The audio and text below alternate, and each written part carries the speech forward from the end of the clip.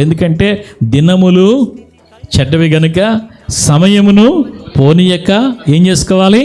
అది ఎక్కడ సద్వినియోగం చేసుకోవాలి? ఇప్పుడు యేసు ప్రభువారు 33.5 సంవత్సరాలు జీవించారు ఈ భూమి మీద.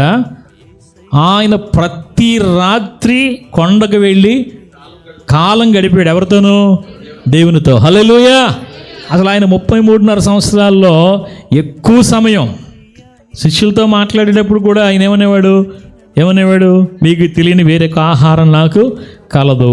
తల్లిదండ్రులతో ఏమన్నాడు ఆయన? నేను నా తండ్రి పనుల మీద ఉండాలని మీకు తెలియదా?